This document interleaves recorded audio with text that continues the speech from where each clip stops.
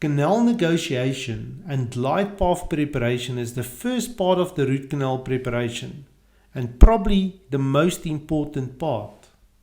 I often find myself spending more time on this part of the procedure to get the canals patent before glide path preparation compared to the actual preparation with root canal preparation instruments. So allow me to highlight my step-by-step protocol for this phase of the treatment. As mentioned before, canal patency is the first step. I use a combination of 08C+ and 08K files to negotiate the canals to patency. Some cases are easy and some cases are very difficult. I think that the inability to create patency to full working length is often the reason why we see so many poorly prepared and obturated root canal systems. On this video clip you can see that I've just achieved patency now. After that I will do my working length using an electronic apex locator. In some cases, the inability to negotiate the root canal system, especially for instance the MB2 canal and maxillary molars, is due to the presence of restrictive dentine at the orifice of the canal, causing the file not to enter with straight line access. A very effective instrument that can be used to remove restrictive dentine at this level is the XX instrument from the ProTaper Universal system. This instrument should be used in a backstroke brushing motion and never pushed down into the root canal system. The severe taper of 9 to 11% of this instrument can cause taper lock and fracture if it is used continuously with the wrong motion. The next step towards glide path preparation will be to create a reproducible micro glide path. As you can see from this slide, I like to divide the physical glide path preparation steps into a micro and a macro glide path. Let's first discuss the micro glide path.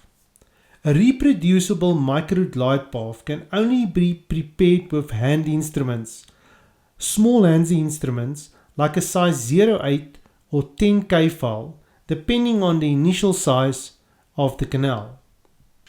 We have to understand that many canals have already a micro glide path present, but the problem is that they are not reproducible. Let me show you this example. On this video we have a size 08K file that can travel down the root canal to patency.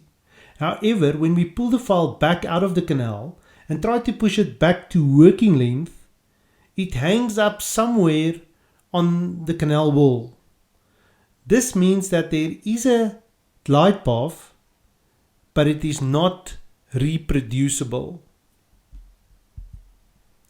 This diagram depicts these type of canals where there is a glide path, but it is not reproducible. And I like to refer to these glide paths as being irregular in shape. When we're lucky, or when the glide path is regular, it is possible to push a size 08 or 10K file to full working length very easily. However, the clinical challenge occurs when we pull the file back, as we saw on the previous video clip. It then hangs up on some of the irregularities on the canal wall.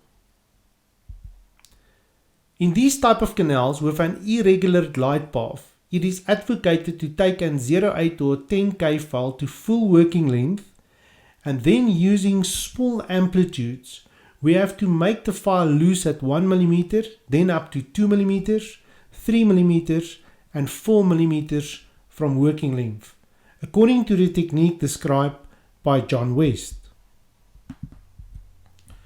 The third step in glide path preparation is to check if we have indeed created a reproducible micro glide path with these small hand instruments.